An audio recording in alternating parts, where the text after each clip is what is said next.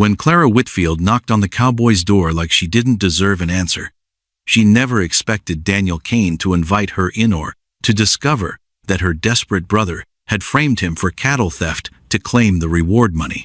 As accusations fly and hidden truths surface on the Nebraska plains of 1867, Clara must choose between family loyalty and the integrity of a man who showed her unexpected kindness. But what happens when the real criminal turns out to be closer to home than she ever imagined? The blood on her hands wasn't hers, but Clara Whitfield knew it might as well have been. She stood before the wooden door of the ranch house, the autumn wind of 1867 whipping across the Nebraska plains like nature's own warning. The setting sun painted everything the color of old copper, and somewhere in the distance a coyote howled. Her brother James had sent her here with a message that could destroy a man's life. The door looked like it had weathered 1,000 storms, its paint peeling in places where the harsh prairie winds had beaten against it year after year. Clara raised her hand to knock, then stopped. What if Daniel Kane really was a cattle thief? What if James was right, and she was about to face a dangerous man alone? But they needed the money. $50 was more than her family had seen in months, and winter was coming fast. Their small farm couldn't survive another harsh season without help. The bank had already sent 2 letters about their loan, and Richardson's men had been asking questions around town. Clara knocked 3 times, each rap softer than the last. The sound seemed to disappear into the endless sky above, lost among the whispers of dying grass. Inside the house, something creaked. Then came the sound of boots on wooden floors, slow and careful. Clara's heart hammered against her ribs like a trapped bird. She pulled her worn shawl tighter around her shoulders and tried to look braver than she felt. The door opened. The man who stood there was nothing like she'd expected. James had described a rough outlaw, someone who looked like trouble. But Daniel Kane stood in the doorway like he owned the whole prairie. His broad shoulders filling the frame, his weathered face kind but alert. His hat cast shadows across features that spoke of years under the unforgiving sun, and his eyes were the color of storm clouds. "Well," he said, his voice carrying the slow rhythm of the plains, "I guess I better introduce myself." Clara found herself staring. Up close, Daniel looked less like a criminal and more like a man who'd simply lived a hard life honestly. His clothes were worn but clean, his boots scuffed but well cared for. There was something in his eyes that reminded her of her father before the sickness took him, a steadiness that made her feel safer just looking at him. "You're him," she said, then immediately felt foolish for such an obvious statement. "I'm Daniel Kane, if that's what you mean." He stepped aside, gesturing toward the interior of his home. "Though I have to say, you look like you've seen a ghost. Everything all right, miss?" Clara hesitated. The smart thing would be to deliver James's message and leave. But something about Daniel's gentle manner made her want to stay, to sit down and talk like normal people, instead of dancing around accusations and threats. "I'm Clara Whitfield," she said finally. "I need to. That is, my brother asked me to." Whitfield. Daniel's expression changed. Not angry exactly, but more careful. "That would make your brother James." The way he said it told Clara everything she needed to know. James had been here before, or at least his reputation had reached this place. She felt her cheeks burn with shame, though she wasn't sure why. "He's not a bad person," she said quickly. Things have been difficult lately." Daniel nodded slowly. "They have been for a lot of folks. The winter of '66 was hard on everyone, and this year's drought didn't help matters." He paused, studying her face. "But I'm guessing you didn't ride all the way out here to discuss the weather." Clara's hands twisted in her shawl. How could she explain that her brother suspected Daniel of cattle theft? How could she tell this kind man that James wanted her to spy on him, to find evidence that would put him in jail? "Maybe we should talk inside," Daniel said gently. "Coffee's still warm and it's getting cold out here." The invitation hung in the air between them. Clara knew she should refuse, should deliver her message and ride back to town before full darkness fell. But something about Daniel's steady presence made her want to trust him, made her want to believe that maybe James was wrong about everything. Yes, thank you." As Daniel led her into his home, Clara couldn't shake the feeling that she was crossing more than just a threshold. The interior was simple but comfortable. with handmade furniture and a stone fireplace that radiated warmth. Everything was neat and clean, organized in a way that spoke of a man who took pride in his surroundings. "Please sit," Daniel said, gesturing to a chair near the fire. "I'll get that coffee." Clara perched on the edge of the wooden chair, her back straight with nervous energy. She watched as Daniel moved around his kitchen with practiced ease, pouring coffee from a pot that sat on the stove. His movements were careful and deliberate, like a man who'd learned to do things right the first time. "How do you take it?" he asked. "Black is fine." Clara had never actually had coffee with anything in it, but she didn't want to seem difficult. Daniel handed her a chipped ceramic mug, and she wrapped her cold fingers around it gratefully. The coffee was strong and bitter, but it warmed her from the inside out. She took a small sip and tried to think of how to begin. "Your brother came by last week," Daniel said, settling into a chair across from her. "Had some interesting things to say about me." Clara's stomach dropped. "He did?" "Said I'd been stealing cattle from the Richardson spread. Said he had proof." Daniel's voice remained calm, but Clara could see the tension in his shoulders. "Thing is, Miss Whitfield, I've never stolen anything in my life, and I've certainly never taken anything from Richardson." "James wouldn't lie," Clara said automatically, but even as the words left her mouth, she felt doubt creeping in. "No," Daniel agreed, "but he might be mistaken. Or desperate. Desperate people sometimes see things that aren't really there." Clara stared into her coffee, watching the steam rise from the dark surface. James had been different lately, more agitated and secretive. He'd been spending time with men she didn't recognize, and he'd had money recently, not much, but more than they'd had in months. When she'd asked about it, he'd just said he was working on something that would solve all their problems. "The reward," she said suddenly. Daniel nodded. "Richardson posted a $50 reward for information about his missing cattle. That's a lot of money for a family in your situation." Clara felt her face burn with shame. "You know about our debts?" "I know Richardson holds the mortgage on half the farms in this county," Daniel said gently. "And I know what it's like to struggle. Before I bought this place, I worked other men's land for years, trying to save enough to start over." "Then you understand why James might be." Clara trailed off, not sure how to finish the sentence. "Desperate enough to accuse an innocent man?" Daniel's voice was still gentle, but there was steel underneath. "Yes, I understand, but understanding and accepting are two different things." Clara set down her coffee mug with shaking hands. "I'm sorry. I shouldn't have come here." "But you did come." Daniel leaned forward, his storm cloud eyes serious. "And I'm guessing there's more to this than just your brother's accusations. What did he ask you to do, Clara?" The question hit her like a physical blow. How could Daniel know? How could he see through her so easily? "He asked me to keep you busy," she whispered. "To distract you while he moved the cattle back to Richardson's property." Daniel was quiet for a long moment. When he spoke, his voice was carefully controlled. "So he did steal them. He said he was going to return them after he collected the reward.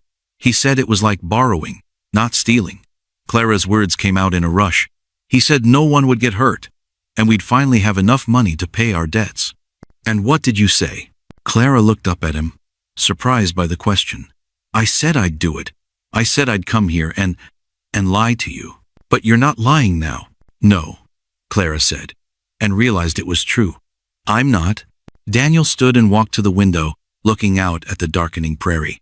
"Your brother made a mistake, Clara. A big one. But it's not too late to make things right." "What do you mean?" "I mean the cattle are probably still on his property or hidden somewhere nearby. If we can find them before Richardson does, maybe we can figure out a way to return them without anyone going to jail." Clara felt a spark of hope. "You'd do that? Even after what James did?" Daniel turned back to her, and she saw something in his face that made her heart skip. "I'd do it for you." The words hung in the air between them, heavy with meaning. Clara felt her cheeks grow warm again, but this time it wasn't from shame. It was from something else entirely. Something that made her want to believe that maybe, just maybe, everything would work out. But as she sat there in Daniel's warm kitchen, watching the last light fade from the prairie sky, Clara couldn't shake the feeling that she was missing something important.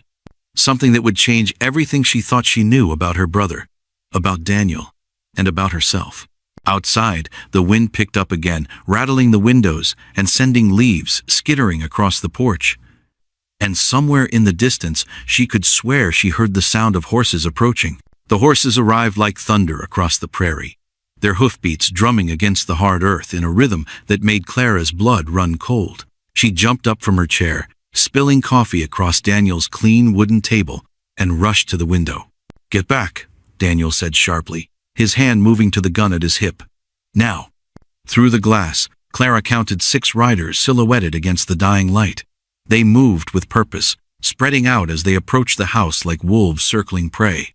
At their head rode a man whose straight back and expensive horse marked him as someone with money and power. "Richardson," Daniel breathed. Clara's stomach twisted into knots. If Richardson was here, that meant James's plan had already fallen apart. But how? They'd agreed to wait until tomorrow night, after Clara had enough time to keep Daniel busy. Unless James had lied to her about that too. "Daniel Kane!" Richardson's voice boomed across the yard. "Come out here where we can see you." Daniel moved to the door, but Clara grabbed his arm. "Don't go out there, please." "I have to." Daniel's voice was calm, but Clara could see the tension in his jaw. Running will only make things worse. But what if they don't listen? What if they've already decided you're guilty? Daniel looked down at her, and for a moment, his stern expression softened. "Then I guess I'll have to convince them otherwise." He opened the door and stepped onto the porch, Clara close behind despite his earlier warning. The evening air was sharp with cold, and she could smell the sweat and dust of the horses as they pranced nervously in the yard. Richardson sat tall in his saddle, his silver hair gleaming in the last rays of sunlight. He wore a black coat that probably cost more than Clara's family made in a year, and his pale eyes held the kind of coldness that came from years of getting exactly what he wanted. "Evening, Richardson," Daniel said, his voice level. "What brings you out this way?" "You know damn well what brings me here." Richardson's horse sidestepped, and he controlled it with an expert hand. 20 of my best cattle are missing, and I have it on good authority they've found their way to your property." Clara's breath caught. 20 cattle? James had only mentioned a few. But before she could process this new information, Richardson's cold gaze shifted to her. "Miss Whitfield," he said, and his voice carried a note of false sympathy. "I'm surprised to find you here. Does your brother know where you are?" Clara's throat felt dry as dust. She came to warn me about the accusations," Daniel interrupted smoothly.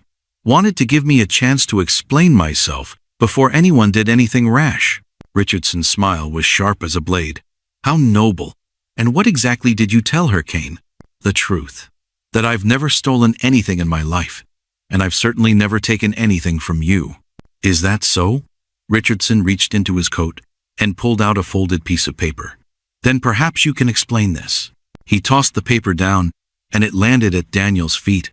Clara watched as he bent to pick it up, his face growing darker as he read whatever was written there. "Where did you get this?" Daniel asked. "From James Whitfield, not 2 hours ago. He came to me with information about your cattle rustling operation. Said he had proof you'd been stealing from me for months." Clara felt the world tilt around her. "No," she whispered. "He wouldn't." "Oh, but he would," Richardson said, and now his voice held genuine pleasure. "And he did. Showed me exactly where you've been hiding my cattle, too. We already retrieved them, Kane. Every last one." Daniel crumpled the paper in his fist. "This is a lie. All of it. The evidence says otherwise." Richardson gestured to 2 of his men, who dismounted and began walking toward the house. "We found 20 head of my cattle in your north pasture, all bearing my brand. We also found this interesting collection of bills of sale, all signed with your name, all dated over the past 6 months." Clara's mind reeled. Bills of sale? James had never mentioned anything about paperwork. But then, James had never mentioned a lot of things, apparently. "Those aren't mine," Daniel said firmly. "I've never seen them before." "Funny thing about that," Richardson said. "The handwriting matches samples we have from when you bought supplies in town. Amazing how careful records can be so useful." One of Richardson's men reached the porch and held out a pair of iron shackles. "Hold out your hands, Kane." "Wait," Clara said, stepping forward. "This doesn't make sense. If Daniel was stealing cattle, Why would he hide them on his own property? Why not sell them right away? Richardson's eyes narrowed. What makes you think he wasn't selling them, Miss Whitfield? We found evidence of that too. What evidence? Bank records showing regular deposits to his account. More money than a man could make honestly with a spread this small. Richardson's smile widened. Your brother was very thorough in his investigation. Clara felt sick. James had been acting strange for weeks, disappearing at odd hours and coming back with mud on his boots. She'd assumed he was looking for work. But what if he'd been doing something else entirely? How much did you pay him? Daniel asked quietly. I beg your pardon? How much did you pay James Whitfield to set me up? Richardson's expression didn't change, but Clara saw something flicker in his eyes. I don't know what you're talking about. Sure you do. Daniel's voice was getting stronger, more confident. You needed someone to blame for your missing cattle, and James needed money. So you made a deal. He'd provide the evidence, and you'd provide the reward. That's ridiculous. Is it? Daniel looked directly at Clara. Tell me, when did your brother first mention the missing cattle? When did he first suggest I might be involved? Clara thought back, trying to remember. About 2 weeks ago. He came home from town and said he'd heard rumors. 2 weeks ago was when I turned down Richardson's offer to buy my land, Daniel said. Interesting timing, don't you think? Richardson's horse pranced nervously, sensing its rider's growing agitation. That's enough. You're under arrest for cattle theft, Kane. Anything else you have to say can be said to the judge. Wait, Clara said again, this time more forcefully. If James really found evidence of cattle theft, why didn't he go to the sheriff? Why come to you directly? It was a good question, and Clara could see that Richardson knew it. The older man's jaw tightened, and he looked like he wanted to be anywhere else. Because the sheriff is an elected official, Richardson said finally. He has to follow certain procedures. I prefer to handle these matters more directly. You mean you prefer to handle them illegally? Daniel said. I prefer to handle them efficiently. Richardson gestured to his men again. Arrest him. But as the two men approached the porch, Clara heard something that made her blood run cold. From somewhere in the distance came the sound of more horses, moving fast across the prairie. These weren't the measured hoofbeats of Richardson's men. These were the desperate pounding rhythms of horses being pushed to their limits. Someone's coming, she said. All eyes turned toward the sound. In the gathering darkness, Clara could make out shapes moving across the grassland, but she couldn't tell how many or who they might be. The riders were still too far away to identify, but they were heading straight for the ranch. Expecting more company, Kane? Richardson asked. No, Daniel said, but Clara could hear the worry in his voice. No, I'm not. The approaching horses grew louder, closer. Clara counted at least 4 riders, maybe more. They were riding hard, like they were chasing something or running from it. As they got closer, she could make out details. One of the horses was limping, and one of the riders was slumped over his saddle. That's my brother, she whispered. James was barely staying on his horse, his face pale and his clothes torn. Blood streaked his shirt, and his left arm hung at an awkward angle. Behind him rode 3 men Clara didn't recognize, their faces grim and their hands resting on their guns. What the hell? Richardson breathed. The riders thundered into the yard, dust flying everywhere.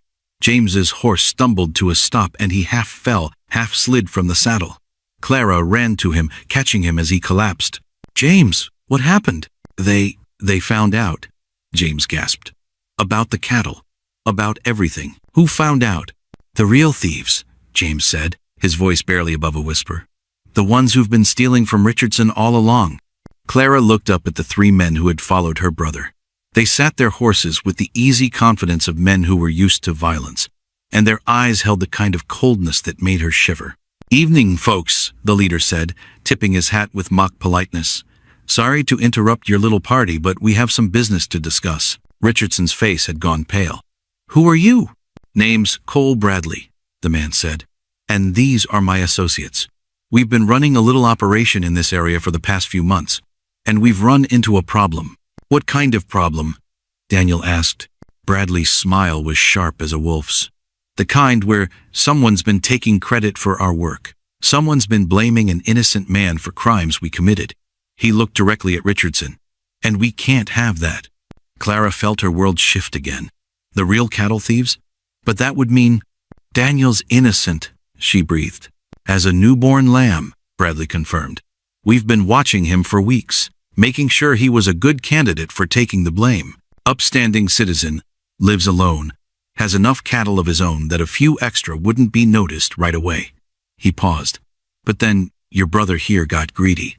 James tried to speak, but only blood came out. Clara held him tighter, her mind racing. What do you mean, greedy? I mean, he figured out what we were doing and decided to make his own deal with Richardson. Thought he could frame Kane and collect the reward money. Bradley's expression darkened. Problem is, we already had plans for that money. Richardson's voice was carefully controlled. What do you want? What we want is for everyone to understand the situation clearly, Bradley said. We're the ones who've been stealing your cattle, Richardson. We're the ones who've been selling them to buyers up north. And we're the ones who are going to continue doing it until we decide we're finished. And if I refuse to cooperate? Bradley's hand moved to his gun. Then you're going to have a lot more problems than missing cattle. The threat hung in the air like smoke. Clara could feel the tension building, could see the way Daniel's hand inched toward his own weapon. Richardson's men were outnumbered, and they all knew it. What about him? Richardson gestured toward James. Your boy there made a mistake, Bradley said. He tried to cut himself in on our operation without asking permission. We don't like that. So you hurt him. We taught him a lesson. Question is, what are we going to do with the rest of you? Clara looked around the yard, taking in the faces of the men surrounding them. Daniel stood tense and ready, but she could see the calculation in his eyes. He was outnumbered and outgunned, and he knew it. Richardson's men were skilled, but they were also scared. And Clara herself was trapped in the middle, holding her wounded brother and trying to understand how everything had gone so wrong. There's another way, she said suddenly. Everyone turned to look at her. Bradley raised an eyebrow. Oh, and what might that be, little lady? Clara's heart hammered against her ribs, but she forced herself to speak clearly. You want to keep stealing cattle without being caught. Richardson wants his cattle back. Daniel wants to clear his name. And James. She looked down at her brother. James wants to make things right. Go on, Bradley said, though his tone suggested he was humoring her. What if we all get what we want? The question hung in the air like a challenge. Clara could see the wheels turning in everyone's minds, could feel the weight of possibilities and consequences pressing down on them all. And somewhere in the distance, she could swear she heard the sound of more horses approaching. But whether they were bringing salvation or more trouble, she couldn't tell. Not yet. Sheriff coming! One of Bradley's men shouted, his horse spinning in nervous circles. 2 miles out! Riding hard with a posse! Clara's heart stopped. The sheriff meant law and order, but it also meant questions she wasn't ready to answer. James groaned in her arms, his blood seeping through her dress, while around them men reached for their guns like it was Sunday morning, and they were reaching for their hats. How many? Bradley barked. 6, maybe 7, they got rifles? Richardson's face went white as fresh snow. If they find us all here together, they'll find a lot more than that, Bradley said, his voice cold as Winter Creek water. They'll find 20 head of stolen cattle with your brand on them, hidden in places that'll make everyone here look guilty. Clara looked around the yard, seeing the trap they'd all walked into. Daniel stood rigid beside her, his hand hovering near his gun but not drawing it. Smart man. Richardson's men were shifting in their saddles, wanting to run but knowing it was too late. And James. James was trying to say something through the blood. What is it? Clara whispered, leaning closer to her brother. The cave, James gasped. North Ridge. That's where they really are. The cattle. Bradley's head snapped toward them. Shut him up! No, Clara said, her voice stronger than she felt. He's trying to help. Help? Bradley laughed, but there was no humor in it. Lady, your brother is the reason we're in this mess. He was supposed to keep his mouth shut and let Kane take the blame. Instead, he got greedy and started his own little game with Richardson. What game? Daniel asked. Richardson looked like he wanted to disappear into the ground. The boy came to me 3 days ago, said he knew who was really stealing my cattle, but he wanted payment for the information. You paid him? Clara couldn't hide her shock. I gave him $20 as a down payment. The rest was supposed to come after he provided proof. Richardson's voice was bitter. Instead, he tried to frame an innocent man. The sound of hoofbeats was getting closer. Clara could make out individual voices now, men calling to each other across the prairie. Sheriff Morrison's voice rose above the rest, commanding and sure. "We need to move," Bradley said. "Now." "Move where?" Daniel asked. "They'll track us wherever we go." "Not if we split up." Bradley's mind was working fast. Clara could see it. "Richardson, you and your men head back to town. Act like you were never here. Kane, you come with us." "Like hell," Daniel said. It wasn't a request.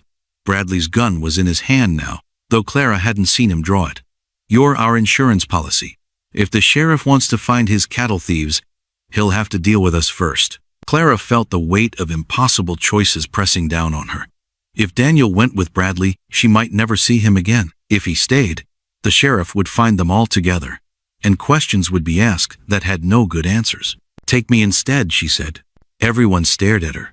Even James stopped coughing long enough to look shocked. "Clara, no," Daniel said. "Yes." She stood up, leaving James propped against the porch post. "I'm the one who came here to lie to you. I'm the one who helped James plan this whole thing. If anyone should pay for it, it should be me." Bradley studied her with those cold wolf eyes. "You got spirit, girl. But spirit don't make good hostages." "Maybe not," Clara said. "But I make a better one than Daniel. You kill him, and you got a dead man. You kill me, and you got a dead woman. Which one do you think the sheriff will chase harder?" The logic was brutal, but it was also true. In 1867 Nebraska, a woman's death would bring down the full weight of the law in ways that a man's might not. "Interesting point," Bradley said. "But there's a third option." "What's that?" "We kill them all and blame it on Kane. Sheriff arrives to find a cattle thief who went crazy when he got caught, shot everyone in sight, then turned the gun on himself." The silence that followed was absolute. Clara could hear her own heart beating, could hear the wind stirring the grass, could hear the distant sound of approaching horses, but mostly, she could hear the sound of her own fear, loud as thunder in her ears. "You'd really do that?" Richardson asked. "I'd do whatever it takes to protect my operation," Bradley said.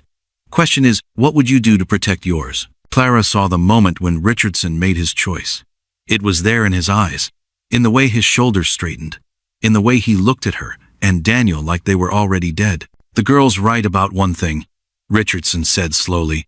"A dead woman brings questions, but a disappeared woman, that's just another prairie tragedy." "What are you saying?" Daniel asked. "I'm saying we make this simple. Bradley takes the girl and disappears. The sheriff finds me and my men investigating reports of cattle theft. We found evidence that Kane was involved, but by the time we got here, he was already gone, probably headed for Colorado territory." "And James?" Clara asked. "James is a hero," Richardson said. "He discovered the cattle theft and tried to stop it. Got hurt in the process, but he'll recover, with proper care and proper gratitude." Clara understood. James would live, but he'd be bought and paid for. Richardson would own him, just like he owned half the county. "And what about the real thieves?" Daniel asked.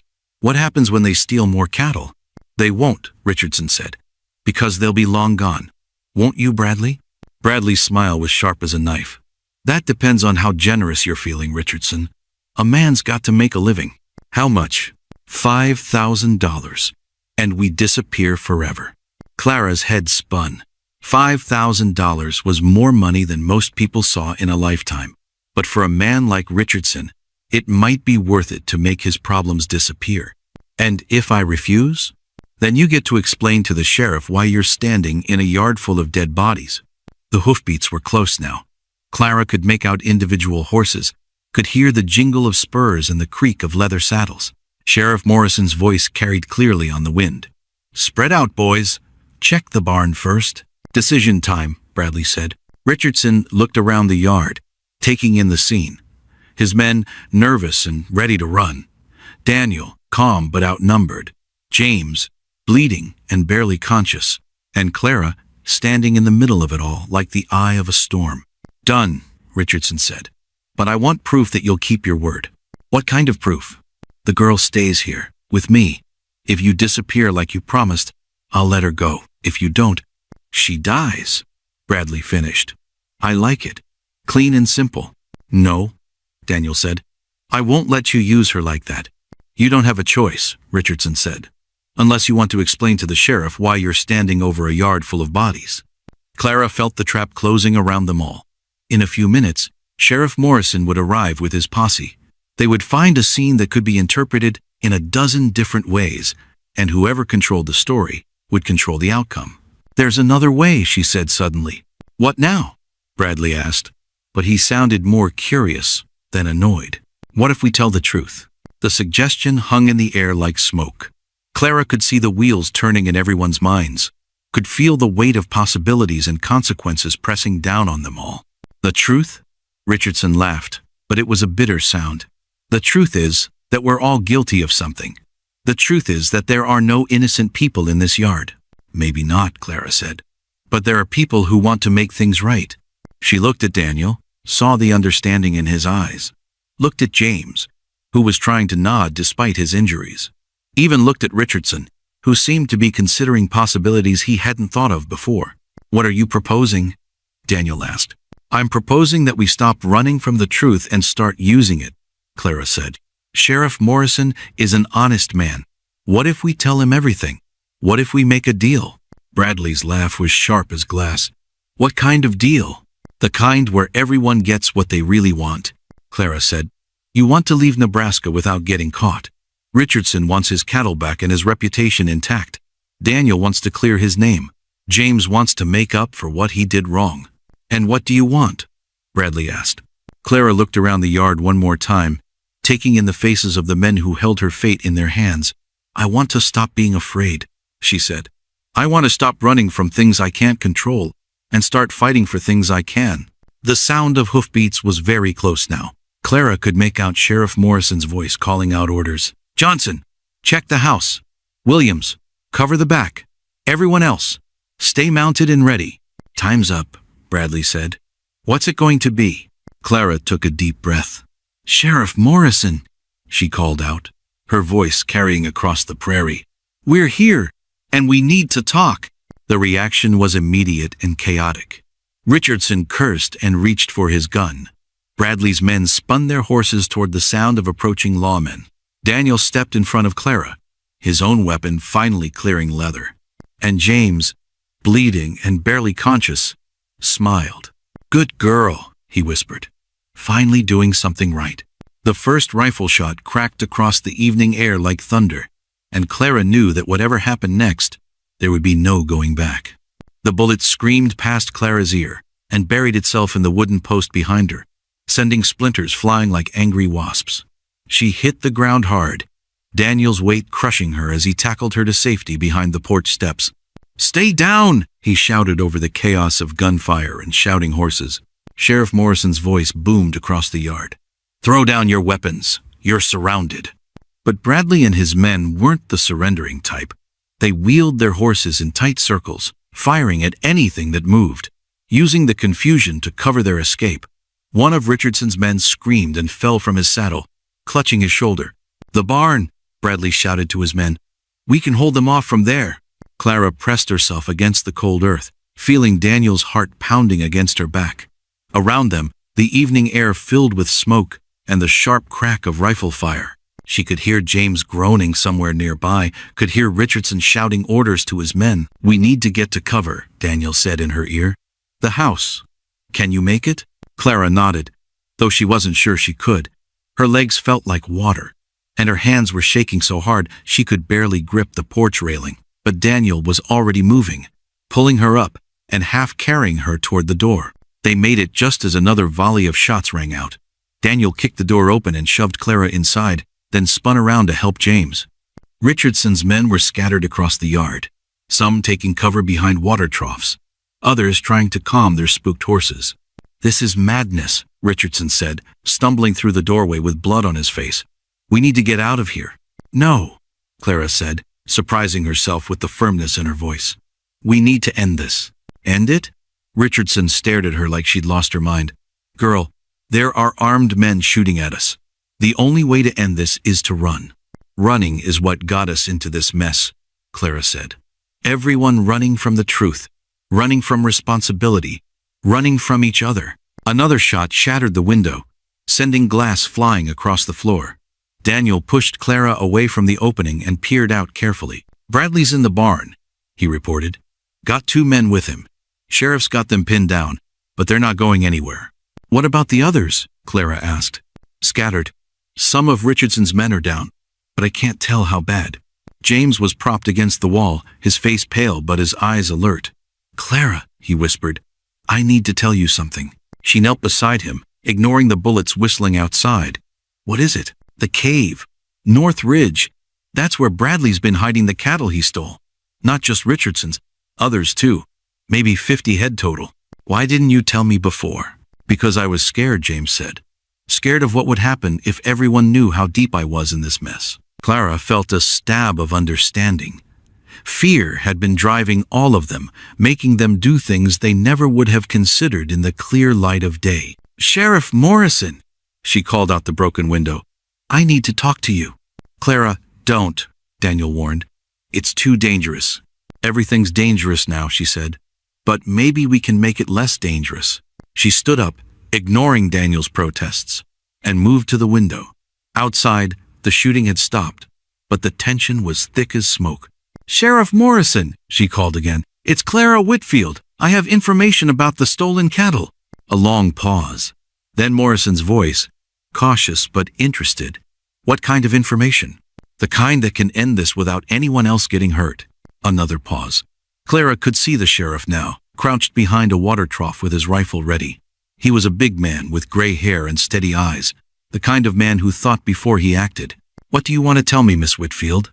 "I want to tell you where all the stolen cattle are hidden. And I want to tell you who really stole them. And why should I believe you? Because I'm tired of lying." Clara's voice carried across the yard like a bell. "Because I'm tired of being afraid. And because I'm tired of good people getting hurt for bad reasons." The silence that followed was absolute. Even the horses seemed to be holding their breath. "You got 1 minute," Morrison called back. "Then I'm coming in after Bradley, and anyone in the way is going to get hurt."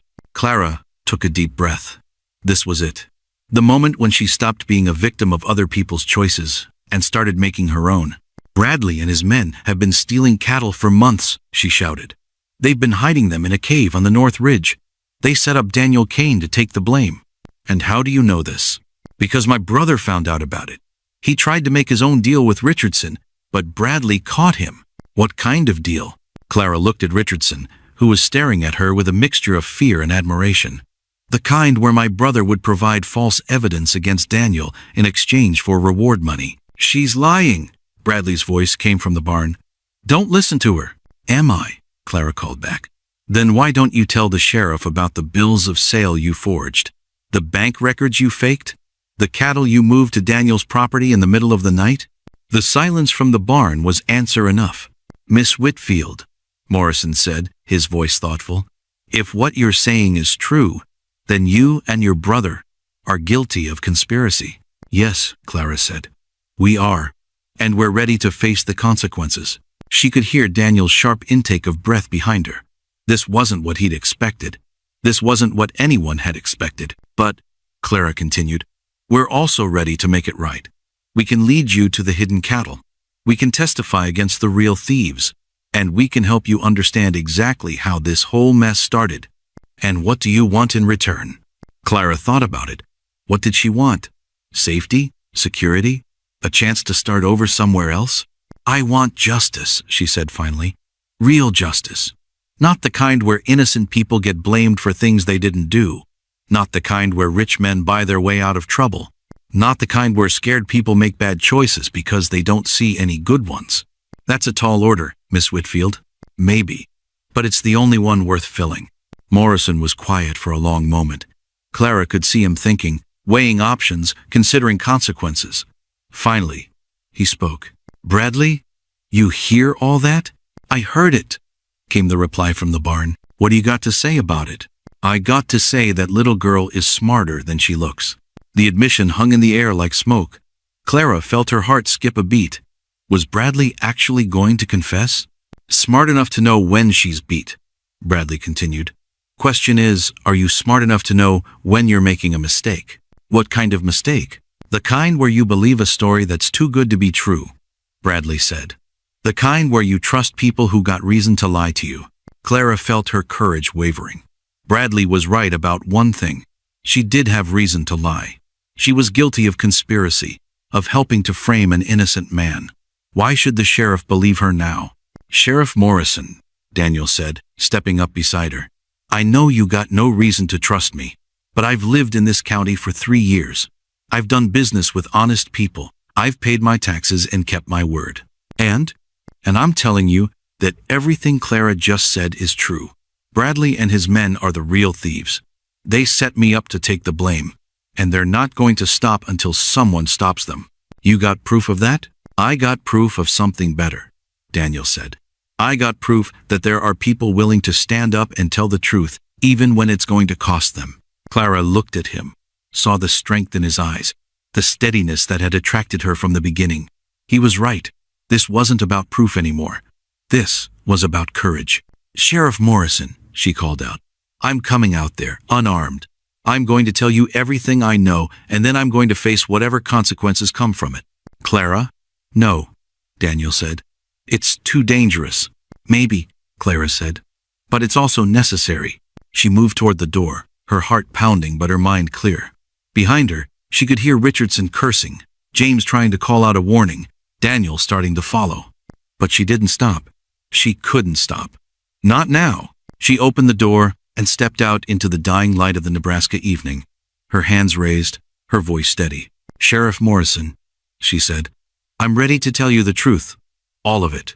The silence that followed was broken only by the whisper of wind through the grass and the distant sound of a coyote calling to its mate. And in that silence, Clara Whitfield finally found the courage she'd been looking for all her life. Don't shoot her! Sheriff Morrison's voice cracked like a whip across the yard. Anyone fires a shot, they answer to me. Clara stood in the doorway, her white dress glowing in the fading light like a ghost against the dark wood. Every gun in the yard was pointed somewhere dangerous. Every man's finger twitching on triggers that could end lives in the blink of an eye. But Clara wasn't looking at the guns. She was looking at Sheriff Morrison's face, reading the questions there, the doubt, the slim hope that maybe someone was finally going to tell him the truth. Miss Whitfield, Morrison said, his voice careful and steady. Walk toward me, slow and easy. Keep your hands where I can see them. Clara took a step forward, then another. The yard felt as wide as the whole prairie, every step echoing in her ears like thunder. Behind her, she could hear Daniel breathing hard, could feel his eyes on her back. That's far enough, Morrison said when she was halfway across the yard. Now talk. And it better be the truth, because I've got 3 wounded men and a barn full of desperate outlaws. I'm not in the mood for stories. Clara looked around the yard one more time. Richardson crouched behind a water trough, his expensive coat torn and bloody. His men were scattered behind whatever cover they could find, some groaning with pain, others watching her with desperate eyes. From the barn came the sound of Bradley's voice, low and urgent, talking to his men, planning something. Clara couldn't hear the words, but she could hear the tone. Violence was coming, and it was coming fast. My name is Clara Whitfield, she said, her voice carrying clearly in the still air. 3 hours ago, I came to Daniel Kane's ranch to lie to him. My brother James sent me here to keep Daniel busy, while James moved stolen cattle off Daniel's property. What stolen cattle? Morrison asked. Cattle that were never on Daniel's property to begin with, Clara said. Cattle that Bradley and his men stole from Richardson and others. Cattle they've been hiding in a cave on the North Ridge for months. She's lying, Bradley's voice boomed from the barn. Don't listen to her. Am I lying about the cave? Clara called back. Am I lying about the 50 head of cattle you've got hidden there? Cattle with brands from 6 different ranches? The silence from the barn was telling. Morrison's eyes narrowed. 50 head? That's a lot more than Richardson reported missing. Because Richardson didn't know about the others, Clara said. Bradley's been stealing from small ranchers, people who can't afford to post rewards, people who can't fight back. And how do you know all this? Clara felt her heart hammering, but she kept her voice steady. Because my brother figured it out. James found the cave 2 weeks ago. He saw the cattle, saw the brands, put the pieces together. And then he got scared and made the worst decision of his life. Instead of coming to you, he decided to try to make money from it. She could see the understanding dawning in Morrison's eyes. The sheriff was a smart man, and he could see how all the pieces fit together. He made a deal with Richardson, Morrison said. Frame an innocent man. Collect the reward money. Yes, Clara said, but it got complicated. Bradley found out what James was doing. That's why James is hurt. Bradley was sending us all a message. What kind of message? The kind that says if you cross him, you pay the price. Morrison was quiet for a moment, thinking. Clara could see him weighing her words, comparing them to what he'd seen when he arrived. The pieces were adding up, but he was still missing something. Miss Whitfield, he said finally, if all this is true, then you and your brother are guilty of conspiracy to commit fraud. That's a serious crime. I know, Clara said, and we're ready to face the consequences. What about Richardson? What's his part in this? Clara looked at the older man, saw the fear and desperation in his eyes. Richardson had made his own bad choices, but he wasn't evil. Not like Bradley. Richardson got fooled, same as everyone else, she said. He wanted his cattle back, and he was willing to pay for information. He didn't know the information was false. Like hell. Richardson's voice cracked with emotion. I knew exactly what I was doing. I knew James was lying, but I paid him anyway. The admission hung in the air like smoke. Clara stared at Richardson, shocked by his honesty. Why? Morrison asked. Because I wanted Daniel Kane's land, Richardson said. I've been trying to buy it for 2 years, but he won't sell. I thought if he went to jail for cattle theft, I could buy it cheap from the bank. The confession changed everything. Clara had been trying to protect Richardson, but Richardson wasn't interested in being protected. He was interested in telling the truth, even if it destroyed him. So you were all in on it, Morrison said slowly. The whole thing was a setup. No, Clara said quickly. Daniel had nothing to do with it. He's completely innocent. And you expect me to believe that? I expect you to look at the evidence, Clara said. Real evidence. Not the fake bills of sale Bradley forged. Not the false bank records. Real evidence. What real evidence? The cattle in the cave. The brands will tell you everything you need to know. The dates will show you when they were stolen. And the location will prove that Daniel couldn't have put them there. Morrison was nodding slowly. Because the cave is on the North Ridge, 20 miles from here. Exactly. And Daniel's been here all evening. You can ask anyone in town. They'll tell you he was at the general store this morning, the bank this afternoon. He couldn't have moved 50 head of cattle 20 miles and been back here by evening. Unless he had help, Bradley called out from the barn. From who? Clara shot back. Daniel lives alone. He has no hired hands, no partners. How could he move 50 head of cattle by himself? Same way we did, Bradley said. A little at a time over several weeks. Then where are the tracks? Clara asked. Where's the evidence of cattle being moved through Daniel's property? Where are the neighbors who saw cattle being driven past their land? The questions hung in the air like challenges. Clara could see Morrison thinking, working through the logic, seeing the holes in Bradley's story. You know what I think, Clara said, her voice getting stronger. I think you're scared.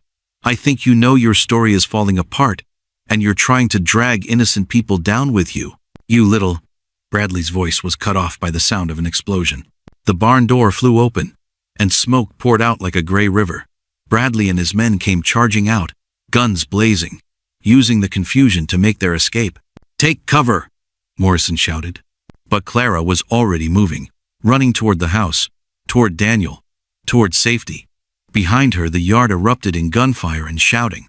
Men dove for cover. Horses reared and screamed, and the air filled with the acrid smell of gunpowder. She made it to the porch just as Daniel burst through the door, his gun in his hand, his face grim with determination. Stay behind me, he said, pushing her toward the wall. What's happening? Bradley's making his move, Daniel said. He's trying to shoot his way out. Through the smoke and chaos, Clara could see the 3 outlaws on horseback, riding hard toward the North Ridge. Morrison and his men were firing at them, but the smoke made it hard to see, hard to aim. They're getting away, Clara said. Maybe, Daniel said, but they won't get far. Not with Morrison's posse tracking them. What about the cattle? What about the cave? Daniel looked at her, saw the worry in her eyes. We'll find them, he said. We'll prove everything you said is true. And then? Then we'll face whatever comes next. Together. The word hung between them like a promise. Clara looked at Daniel, saw the steadiness in his eyes, the strength that had attracted her from the beginning. He was right. Whatever came next, they would face it together. But first, they had to survive the next few minutes. Another explosion rocked the barn, and flames began licking at the wooden walls. The fire was spreading fast, driven by the prairie wind, threatening to consume everything in its path. "We need to move," Daniel said. "The fire's going to reach the house." Clara looked around the yard, seeing the chaos, the wounded men, the spreading flames. In the distance, she could hear the sound of Bradley's horses, growing fainter as they rode toward the ridge. "What about James?" she asked. "We'll get him," Daniel said. "But we need to move now." As they ran toward the safety of the open prairie, Clara couldn't help but think that this was just the beginning. Bradley was still out there, still dangerous. The cattle were still hidden in the cave, and she and James were still facing charges for their part in the conspiracy. But for the first time in her life, Clara wasn't afraid of what came next. She had told the truth, and the truth had set her free. Now all she had to do was prove it. The cave mouth yawned before them like a giant's throat, dark and forbidding against the morning light. Clara sat her horse beside Sheriff Morrison, watching as his men spread out to surround the entrance. The ride to the North Ridge had taken 3 hours, and every minute had felt like an eternity. "You sure about this, Miss Whitfield?" Morrison asked, his voice echoing slightly in the cool air. "I'm sure," Clara said, though her stomach was twisted in knots. James described it perfectly. The cave is maybe 50 feet deep, with a natural corral in the back where the cattle are kept. "And you believe Bradley and his men are in there?"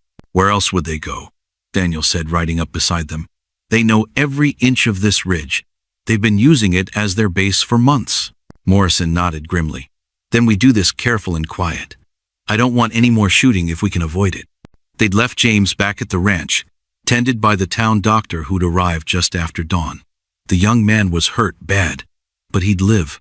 He'd also confessed everything to Morrison, filling in the details that Clara had missed. The story was ugly but simple. Bradley and his men had been stealing cattle all summer, taking a few head at a time from small ranchers who couldn't afford to fight back. They'd been selling the cattle to buyers up north, making good money with little risk. But when Richardson posted his reward, Bradley saw an opportunity. Frame an innocent man, collect the reward money, and keep the operation running. It was a perfect plan, except for one thing. James Whitfield had found their cave. "Miss Whitfield," Morrison said quietly, "I need to know something. When your brother first told you about the stolen cattle, did you believe him?" Clara thought about it. "I wanted to believe him. We needed the money so badly, and James seemed so sure. But something felt wrong from the beginning." "What kind of wrong?" "The kind where you know someone's lying, but you want the lie to be true so much that you pretend to believe it." Morrison nodded. "That's honest. I appreciate that. Are you going to arrest me when this is over?" "That depends on what we find in that cave," Morrison said. "If your story checks out, if the cattle are there like you said, then I'll talk to the judge about reducing charges. You cooperated, you told the truth, and you helped us catch the real thieves. And if the cattle aren't there?" Morrison's expression was grim. "Then we'll have a different conversation." Clara felt a chill run down her spine. What if she was wrong? What if James had lied to her about the cave, just like he'd lied about everything else? What if this was all just another layer of deception? "Movement in the cave," one of Morrison's men called out softly. Everyone tensed. Clara could see shapes moving in the darkness, but she couldn't tell if they were men or cattle. "Hello, the cave," Morrison called out. "This is Sheriff Morrison. Come out with your hands up." Silence. "Bradley, I know you're in there. There's no other way out." Still silence. "What do you think?" Daniel asked quietly. "I think they're planning something," Morrison said. "Bradley's not the type to give up easy." As if summoned by his words, a voice echoed from the cave. "Morrison, you out there?" "I'm here, Bradley. I got a proposition for you." "I'm listening." "I got 50 head of cattle in here. Prime beef. Worth maybe $2,000. Morrison glanced at Clara, who nodded. 50 head. Just like James had said. "What about them?" Morrison called back. "I'll make you a deal. You let me and my boys ride out of here, and the cattle are yours. No questions asked." And if I refuse? Then you get to explain to their owners why you let their cattle die in a cave-in. Clara's blood ran cold. Cave-in? They're going to collapse the entrance, Daniel said grimly. Bury the evidence. And kill the cattle in the process, Morrison added. 50 head of prime beef, dead because of one man's greed. That's not going to happen, Clara said, surprising herself with the firmness in her voice. Miss Whitfield. No, Clara said, dismounting from her horse. I'm not going to let innocent animals die because of something I helped start. Clara, don't, Daniel said. But she was already walking toward the cave. Bradley, she called out. This is Clara Whitfield. Little lady, you shouldn't be here. Maybe not, but I am. And I want to make you a different deal. What kind of deal? Clara took a deep breath. You let the cattle go, and I'll come in there with you. Clara, no! Daniel's voice was sharp with panic. Why would I want you? Bradley called back. Because I'm the one who brought the sheriff here. I'm the one who told him about the cave. You want revenge. You take it on me. The silence from the cave was absolute. Clara could hear her own heart beating, could hear the wind whistling through the rocks, could hear Daniel cursing behind her. Interesting proposition, Bradley said finally. But what's to stop the sheriff from coming in after you? My word, Morrison called out. You let the cattle go, and I'll give you a 10-minute head start before I come in after you. 10 minutes isn't much. It's more than you deserve, Morrison said. And it's more than you're going to get if you hurt those cattle. Another long silence. Clara could see movement in the cave mouth, shadows shifting in the darkness. All right, Bradley said finally. But the girl comes in alone. No weapons, no tricks. Clara, you don't have to do this, Daniel said, grabbing her arm. Yes, I do, Clara said, looking into his eyes. This is my fault. I have to make it right. It's not your fault. You were trying to help your family. By lying to you. By helping James frame you for a crime you didn't commit. Clara's voice was steady, but her eyes were bright with unshed tears. I have to make it right. Daniel studied her face, saw the determination there, the courage that had been growing stronger all night. Then I'm going with you, he said. No. Yes. You said we'd face whatever comes next together. Well, this is what comes next. Clara felt her heart skip a beat. Daniel was willing to risk his life for her, even after everything that had happened, even after all the lies and deception. Bradley, she called out. I'm coming in, but I'm bringing Daniel with me. 2 hostages are better than 1, Bradley called back. Come ahead, but remember, no weapons, no tricks. Clara and Daniel walked toward the cave entrance, their hands raised, their hearts pounding. Behind them, Morrison and his men watched with grim expressions. The cave was cool and dark, lit only by the pale light from the entrance. Clara could hear the sound of cattle moving restlessly in the darkness, could smell the earthy scent of animals and hay. That's far enough, Bradley said, stepping into the light. Clara gasped. The man looked nothing like the confident outlaw who'd terrorized them the night before. His face was pale and drawn, his clothes torn and dirty. There was desperation in his eyes, the kind that came from knowing you were trapped. Where are your men? Daniel asked. Gone, Bradley said. Rode out this morning when they figured out we weren't going to make it. So it's just you. Just me and 50 head of cattle that are going to die if Morrison doesn't keep his word. Clara looked around the cave, seeing the cattle for the first time. They were beautiful animals, well-fed and healthy, worth far more than the $2,000 Bradley had mentioned. You can't kill them, she said. Watch me, Bradley said, but his voice lacked conviction. No, Clara said, stepping forward. You can't kill them because you're not a killer. You're a thief, but you're not a killer. Don't bet on it, little lady. I am betting on it, Clara said. I'm betting that underneath all the anger and desperation, you're still a human being. I'm betting that you won't kill 50 innocent animals just to spite the sheriff. Bradley's gun wavered in his hand. You don't know anything about me. I know you're scared, Clara said. I know you're trapped, and I know you're looking for a way out that doesn't involve more bloodshed. What kind of way out? The kind where you walk away from this alive, Clara said. The kind where you don't have to look at yourself in the mirror and see a man who killed innocent animals out of spite. Bradley was quiet for a long moment. Clara could see the struggle in his eyes, the battle between desperation and conscience. All right, he said finally, The cat'll go free. But I want that 10-minute head start Morrison promised. You'll get it, Clara said. But first, we need to get these cattle out of here. As they worked to move the cattle toward the cave entrance, Clara couldn't help but think about how much had changed in just one night. She'd gone from being part of a conspiracy to being part of the solution. She'd found her courage, her voice, and maybe even her future. The cattle streamed past them toward the light, toward freedom, toward their rightful owners, and Clara knew that whatever happened next, she had finally done something right. But as they watched the last of the cattle disappear into the morning sunlight, Clara couldn't shake the feeling that their troubles were far from over. Because Sheriff Morrison was still waiting outside, and he still had questions that needed answers. The judge wants to see you in his chambers, Miss Whitfield. Now. Clara's hand shook as she smoothed her best dress, the same one she'd worn to church before her father died. 3 weeks had passed since the cave. 3 weeks of waiting in town, while lawyers and lawmen sorted through the mess she'd helped create. Now Judge Hamilton wanted to see her, and everyone knew that meant decision time. I'll come with you, Daniel said, rising from his chair in the hotel lobby. No, Clara said, though her voice trembled. This is something I have to face alone. The courthouse was an imposing brick building that seemed to loom over the dusty main street of Fairview. Clara had walked past it 100 times in her life, but she'd never imagined she'd be walking through its doors as someone accused of conspiracy. Judge Hamilton's chambers smelled of pipe, tobacco, and old leather. The walls were lined with law books that looked like they'd been there since Nebraska became a territory. Behind a massive oak desk sat a man whose white beard and stern eyes made Clara think of an Old Testament prophet. Sit down, Miss Whitfield, Judge Hamilton said, his voice neither kind nor cruel.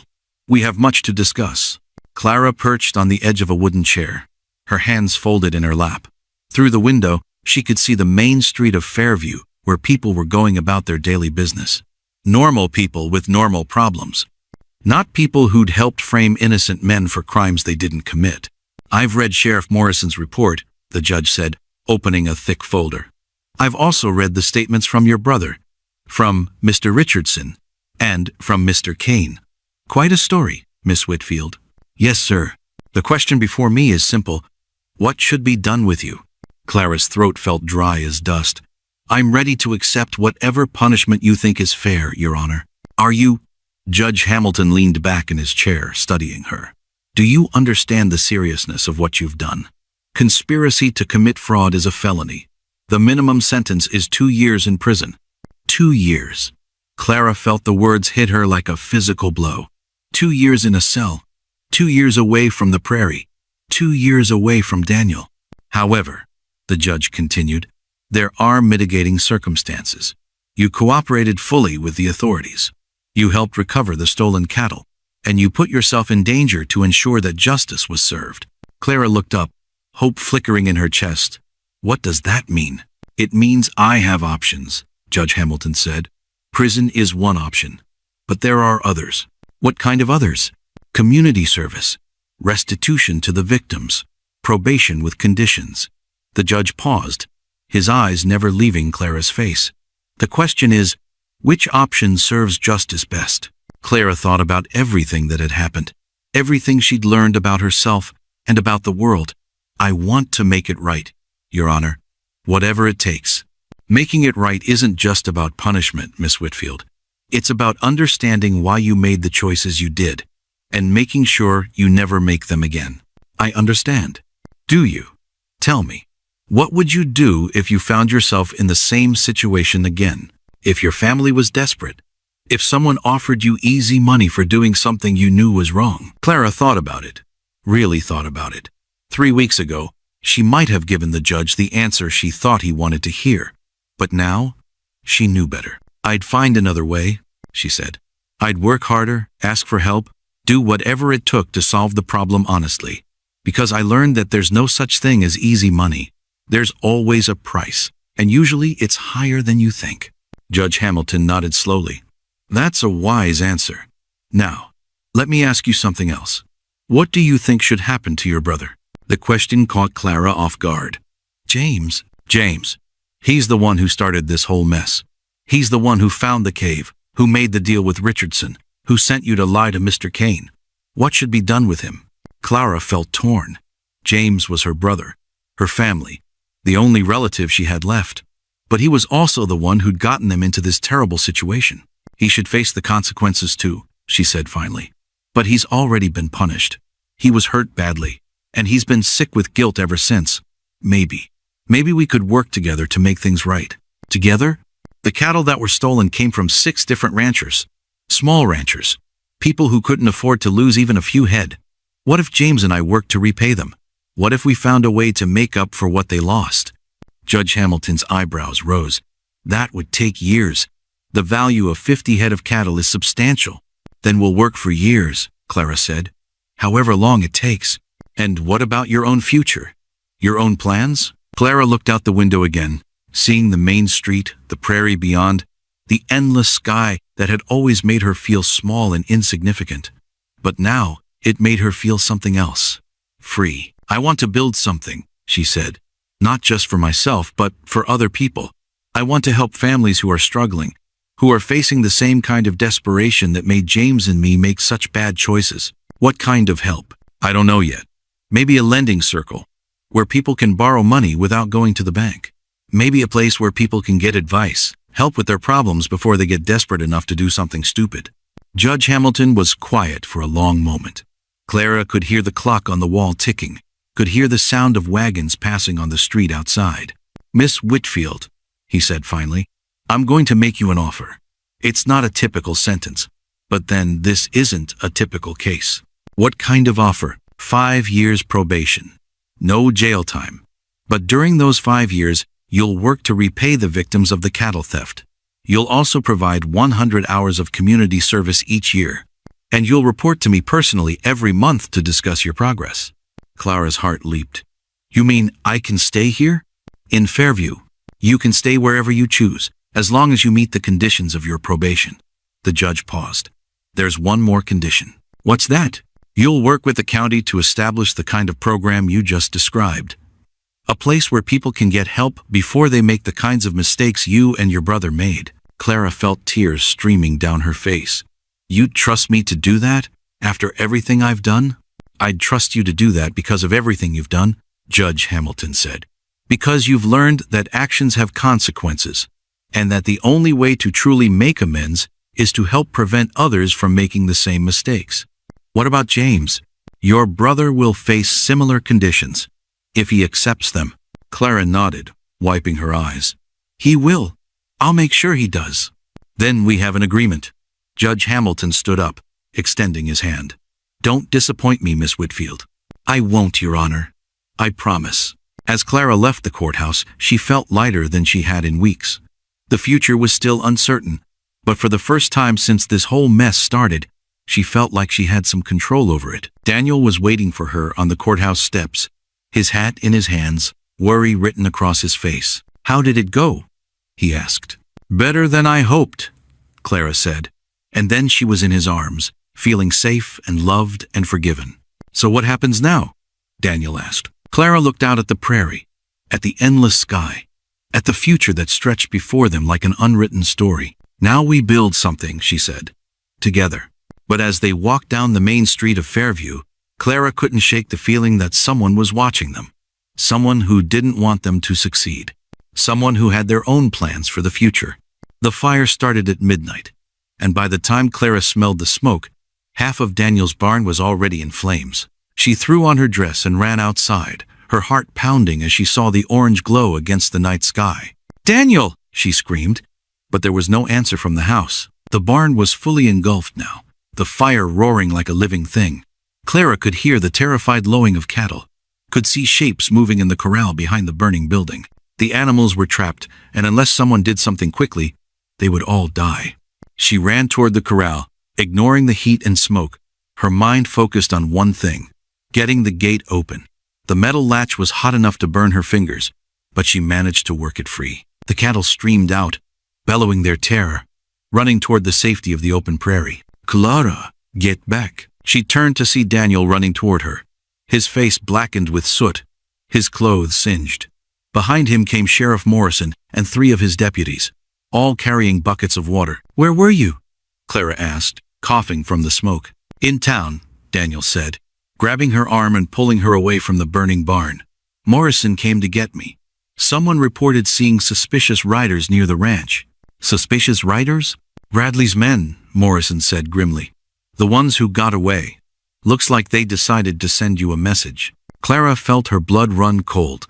Bradley himself had been captured 2 days after the cave incident, tried quickly, and sentenced to 5 years in prison. But 2 of his men had escaped. And apparently they blamed Daniel and Clara for their leader's capture. "How bad is the damage?" Daniel asked, watching as the barn roof collapsed in a shower of sparks. "The barn's a total loss," Morrison said. "But the house is safe, and we got the cattle out. Could have been worse." "Could have been a lot worse," Clara said, thinking about what might have happened if the fire had spread to the house, or if the cattle had been trapped in the barn. As they watched the fire burn itself out, Clara couldn't help but think about irony. Here she was, 6 months after her first visit to Daniel's ranch, once again standing in his yard while danger threatened from all sides. But this time, she wasn't part of the problem. This time, she was part of the solution. The community center she'd helped establish was thriving. 3 families had already been helped with emergency loans, and 2 more had received advice that had prevented them from losing their farms. Judge Hamilton had praised her work, and even Richardson had grudgingly admitted that she was making a difference. But apparently, not everyone wanted her to succeed. "What do we do now?" Clara asked. "Now we rebuild," Daniel said simply. "We rebuild the barn, we rebuild our lives, and we don't let them win. And if they come back, then we'll be ready for them," Morrison said. "I'm posting a deputy here for the next few weeks, and I'm putting out word that anyone who helps catch these men will be rewarded." As the first light of dawn began to creep across the prairie, Clara found herself thinking about the journey that had brought her here. 6 months ago, she'd been a frightened girl who'd knocked on Daniel's door like she didn't deserve an answer. Now she was a woman who'd found her voice, her courage, and her purpose. The fire had been meant to destroy, but like most acts of vengeance, it had backfired.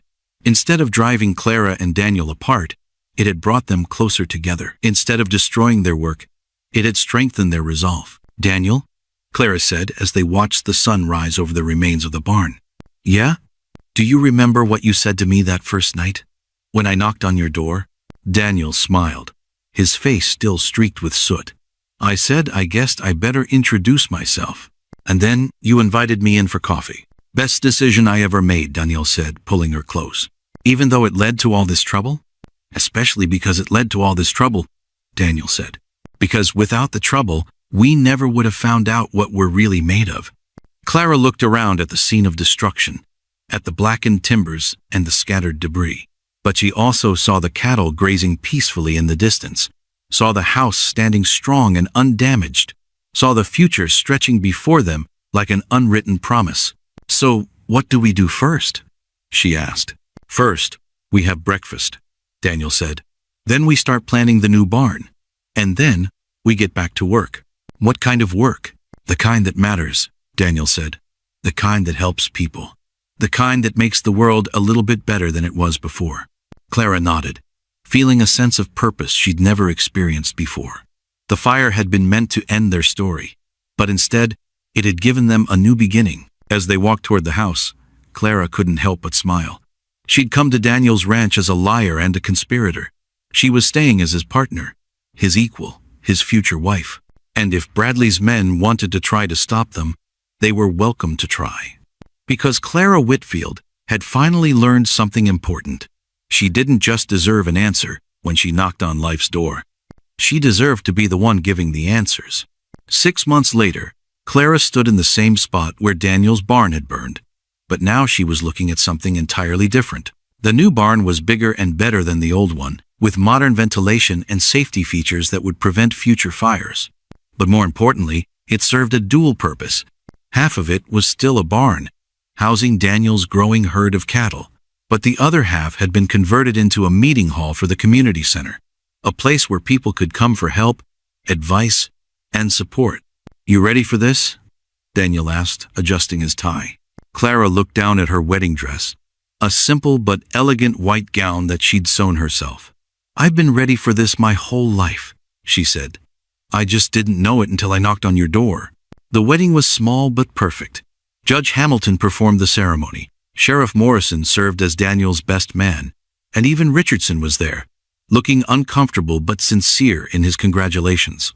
James gave Clara away, walking slowly but steadily. His injuries had healed, but he still bore the scars of his poor choices. Like Clara, he was working to make amends, and like Clara, he was finding purpose in helping others avoid the mistakes he'd made. "Do you, Clara Whitfield, take Daniel Kane to be your husband?" Judge Hamilton asked. "I do," Clara said, her voice clear and strong. "Do you, Daniel Kane, take Clara Whitfield to be your wife?" "I do," Daniel said, his eyes never leaving Clara's face. "Then, by the power vested in me, by the territory of Nebraska, I pronounce you husband and wife." As Daniel kissed her, Clara could hear the sound of applause from their friends and neighbors. But more than that, she could hear the sound of her own heart, beating strong and sure, no longer afraid of what the future might bring.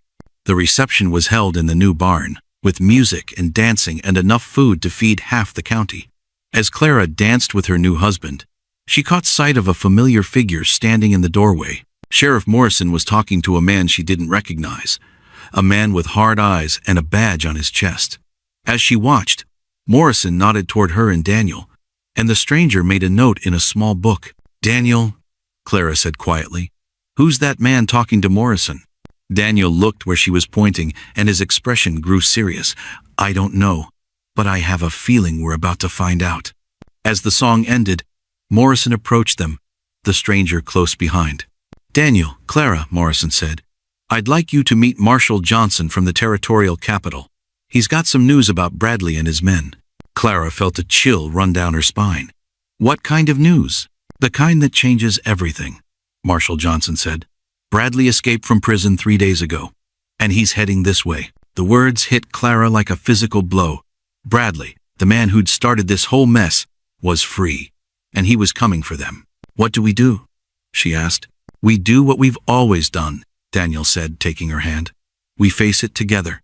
As the marshal explained the situation, Clara found herself thinking about the long journey that had brought her to this moment. She'd started as a frightened girl who'd knocked on a door like she didn't deserve an answer. Now she was a woman who'd found her courage, her voice, and her purpose. Bradley might be coming for them, but Clara was no longer afraid. She'd learned something important over the past months. Sometimes the best way to find your strength is to face your fears head on. And she was about to get another chance to prove it.